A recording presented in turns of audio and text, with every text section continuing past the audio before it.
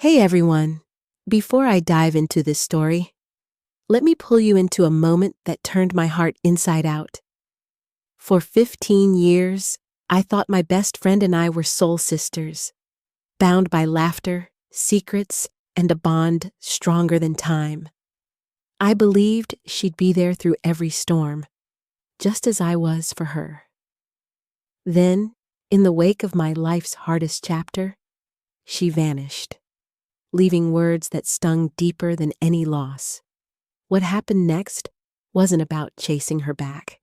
It was about rediscovering my strength, about building a life that celebrated me, not the pain I'd carried. Stick with me, because this story is raw, real, and will hit you right in the soul. Drop a comment to let me know where you're watching from, and don't forget to hit that subscribe button. This one's going to stay with you. My name is Emily Carter.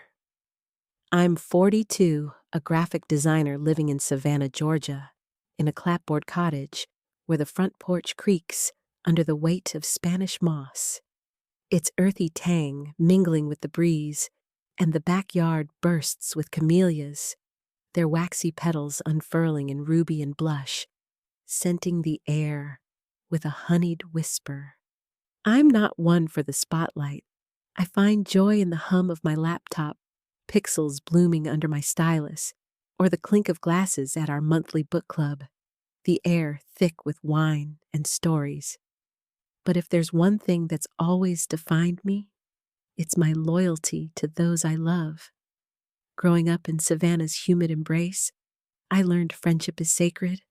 Mom's peach cobbler bubbling in the oven, its buttery sweetness curling through the house. Dad's jazz records spinning, their brassy notes a steady pulse. That's the bond I poured into my best friend, Claire. And when we met at 27, I thought we'd be forever. Claire was my spark, with a laugh that danced like fireflies and a wit sharp as a low-country oyster knife. We met at a design conference, the air buzzing with coffee and ambition, bonding over a shared love of typography. For 15 years, we were inseparable, planning beach picnics, the sand gritty under our toes, swapping secrets over sweet tea, its icy lemon tang cooling the summer heat. When I married Tom at 30, Claire was my maid of honor, her camellia bouquet glowing against her dress. When my marriage crumbled last year, I thought she'd be my rock. But in the aftermath, a single moment broke our bond in ways I never imagined. Claire and I weren't perfect, but I thought our friendship was ironclad. As a graphic designer, I spent my days crafting logos, the screen's glow warming my face, but my heart lived in our rituals. Book club with Claire, her laughter cutting through the wine's oak. Weekend walks through Forsyth Park, the fountain's mist cool on our skin. I'd leave her voicemails, playful updates, and she'd drop off camellias from her garden, their petals silky, their scent a soft vow. But when my marriage to Tom unraveled, everything shifted. The divorce was brutal. Tom's affairs, his lies, the courtroom's sterile chill left me raw, my confidence in tatters. I leaned on Claire, crying over coffee, the mug's heat searing my palms, venting about the pain. "I'm here," she'd say, her voice steady, but her eyes began to drift, her replies shorter, like a tide pulling back. I tried to stay strong. I told myself it was my grief.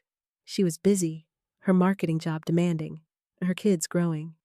But the distance grew. Claire stopped joining book club, her chair empty, the wine untouched.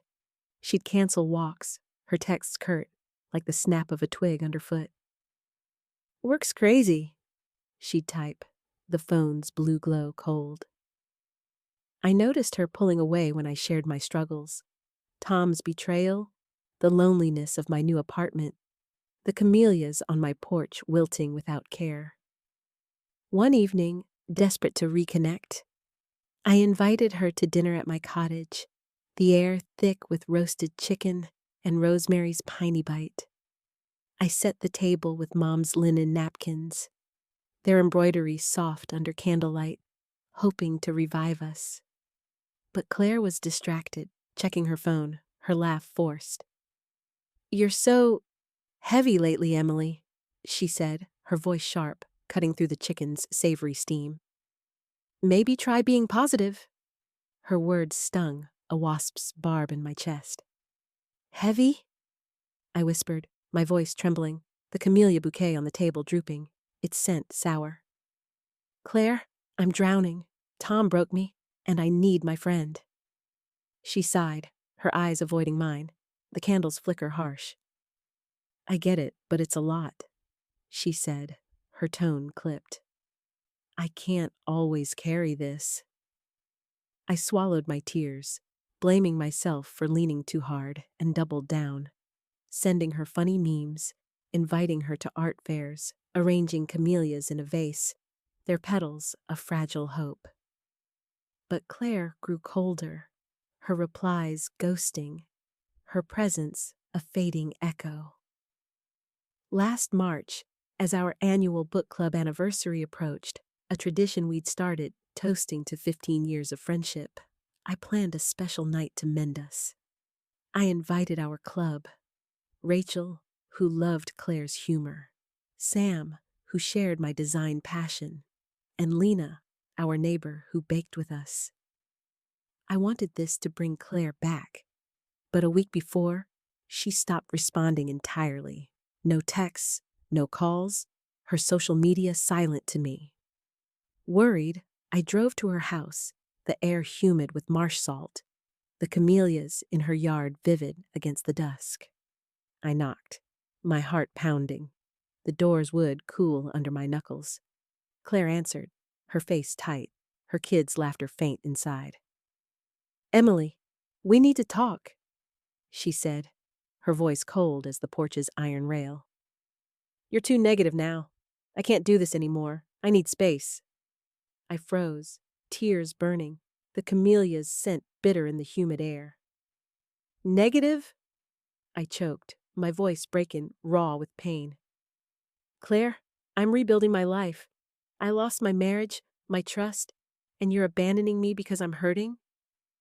She looked away, her voice flat, slicing through the marsh's hum.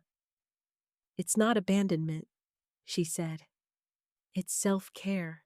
You're dragging me down, Emily. I'm done."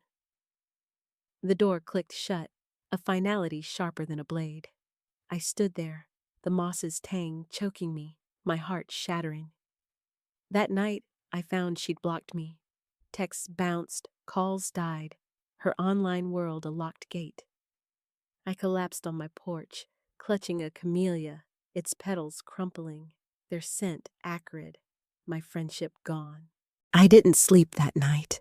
Curled on the porch swing, the creak of the chains a mournful dirge, clutching Claire's old camellia, its waxy petals wilting in my trembling hands, the backyard's blooms swaying in the humid dark, their scent heavy, like grief soaked in honey. Claire's words, negative, dragging me down, cut deeper than her ghosting. I'd stood by her through her kids' tantrums, her job stress, our book club's late-night laughs, and now, when I needed her most, she'd erased me. I thought of our picnics, the sand's grit under our feet, our secrets over sweet tea, all dismissed as a burden. I could have begged, confronted her, or let bitterness consume me. But as dawn broke, the camellias glowing with dew, their ruby petals defiant in the mist, I heard Mom's voice in my heart. "Love doesn't fade, Emily. It blooms through pain." I had to reclaim my worth, not for Claire, but for me. So, I decided to host a new chapter book club night, not to mourn Claire, but to celebrate the woman I was becoming, my resilience, my heart, surrounded by those who saw my light. I wanted to fill my cottage with stories, laughter, and Camelia's sweet vow to prove I was more than her judgment. The next morning, I sat at my kitchen table, the air thick with the bitter tang of cold coffee, steam curling like a fading memory, the table's oak cool under my palms.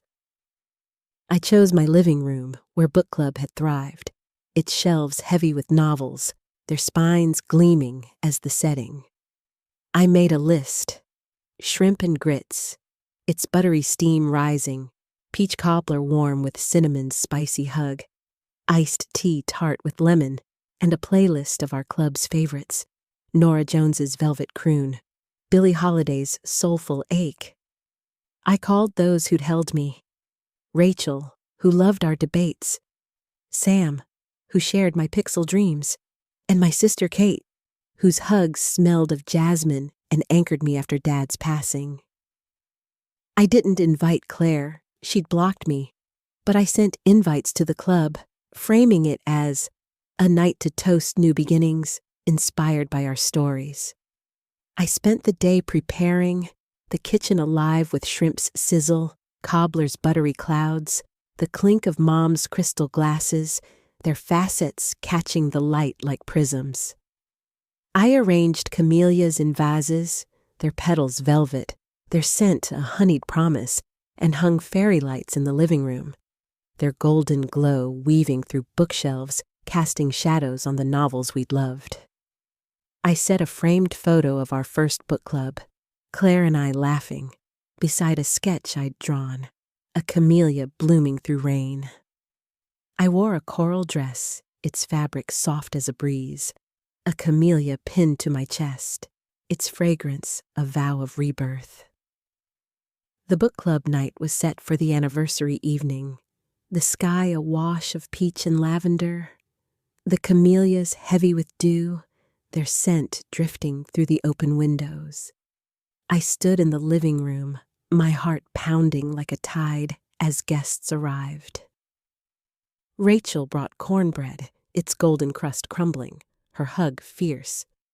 "You're a phoenix, Emily," she whispered, her voice thick. Sam carried iced tea, its lemon tang sharp as hope, his grin warm. "This is you shining," he said. Kate squeezed my hand, her scarf soft, her voice breaking. "You're my hero, Em." As we gathered, I stood, my voice quaking but fierce, the fairy lights glowing on the bookshelves, the camellia's scent sweet and bold. "Thank you for being here," I said, tears streaming, holding up the book club photo, its frame cool in my hands. Claire ghosted me after my divorce, saying I was too negative. It broke my heart, but I'm here to celebrate me, the designer, the friend, the woman rising. "You see me, and I'm so grateful," Rachel sobbed. "You're our light, Emily," Kate cried. "You're unstoppable, sis." Sam added, his voice thick. "You're enough, always."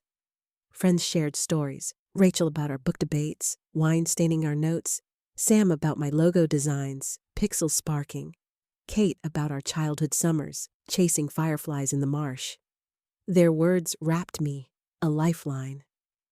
As we ended, Lena's son, Noah, scampered up, his sneakers scuffing the floor, offering a drawing of me with a camellia crown, its red petals vivid. "You're so happy, Miss Emily," he chirped, his voice bright as dawn. I knelt, tears spilling, the paper crinkling in my hands. "Thank you, Noah," I choked, my voice soft. "I'm learning to be." I'd done it, reclaimed my heart, my home, my light, under camellia's honeyed grace. The next morning, I found a letter slipped under my door. Claire's handwriting jagged on the envelope, the paper cool and crinkling, the air thick with coffee's roasted warmth, its steam curling like a fragile hope. "Emily, I heard about your book club night," it read. "I'm sorry. Can we talk?"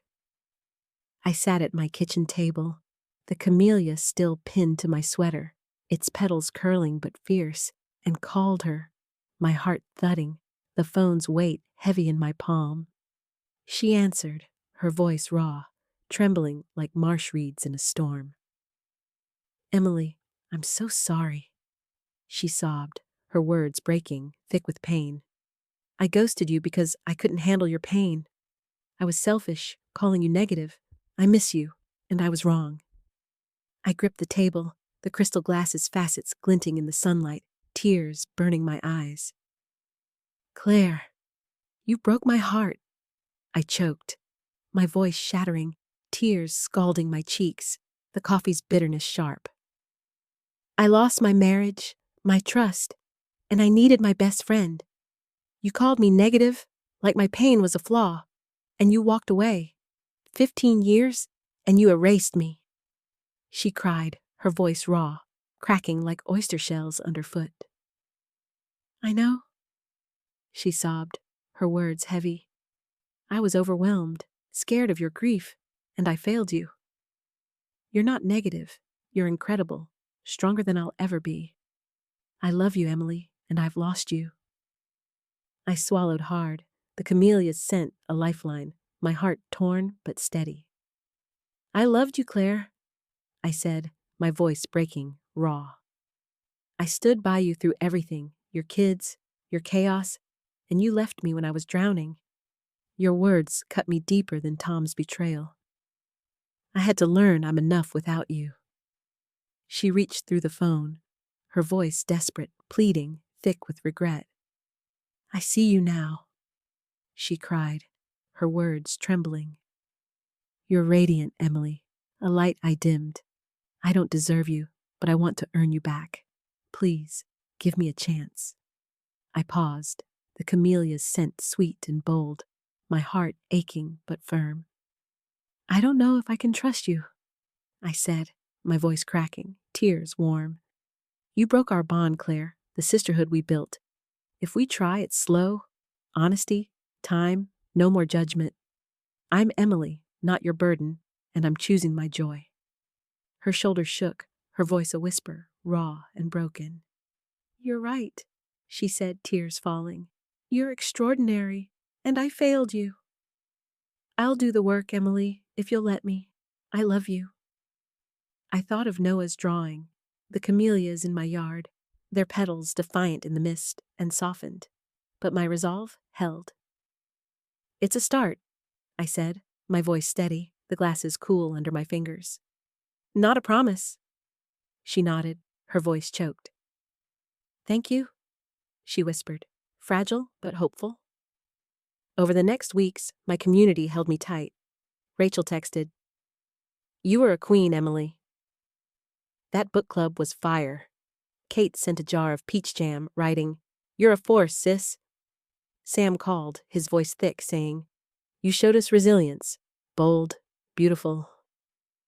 Each message was a spark, rekindling my heart. Claire reached out, sending texts, joining a therapy group, her words softer, but I kept my distance, needing space to bloom. I joined an art co-op, my stylus dancing on tablets, the air sharp with ink and possibility, my heart finding its rhythm. Noah's drawings stayed on my fridge, its crayon camellias a beacon of my light. 3 months later, Claire asked to meet. We sat at a cafe, the air heavy with espresso's roasted tang and the crackle of fresh croissants, steam swirling from our mugs like whispered dreams, the camellia pin on my jacket glinting under the morning's golden light. She looked worn but clear, like a marsh cleared by dawn. Emily, she said, her voice thick, trembling like reeds in a breeze. Therapy's been brutal, but it's showing me why I failed you. I was scared of your pain, selfish, and I judged you to protect myself. I broke our bond, and I'll carry that shame forever. I want to earn you back, to be the friend you deserve. I studied her, tears pooling, my heart soft but steady, the camellia's scent grounding me. Claire, I choked, my voice shattering, the coffee's bitterness sharp. You were my sister. I gave you my heart, our picnics, our secrets, and you called my pain negative, left me when I was broken. I had to learn I'm enough alone. I'm open to trying, slowly, honestly, but I'm whole now. I don't need you to complete me. She reached for my hand, her fingers trembling, her eyes wet like dew on camellias, her nails catching the light. I see you, she sobbed, her voice raw, breaking like a wave. You're radiant, Emily, a strength I failed. I don't deserve you, but I'll try every day to be worthy. Thank you for this chance. I squeezed her hand, a fragile thread, and smiled, tears warm on my cheeks, the croissants crackle a soft rhythm. It's a beginning, I said, my voice soft, the coffee's steam curling between us. Not a vow. We started small. Coffee dates, book club returns, talks that bared our souls, the air warm with sweet tea's lemon tang and trust's quiet bloom. It wasn't the friendship of our youth, but it was deeper, honest, and ours. That ghosting, that pain, shattered me, but it set me free. It taught me that friendship isn't just shared joy. It's truth, courage, choosing yourself when someone calls your heart a flaw. I stood up for Emily, not to break Claire, but to honor the woman who designs, who loves, who grows camellias that bloom through any storm. As I sit here now, Mom's crystal glasses stacked neatly, their facets catching the sunlight, I feel her whispering, "You're enough, Emily. You always were." This story isn't just mine. It's for anyone who's loved fiercely, who's felt their bond fracture, but chose to rise, to shine. Share your story in the comments. How did you find your strength after a loss? Your voice matters. Thank you for listening, and I hope to see you in the next story.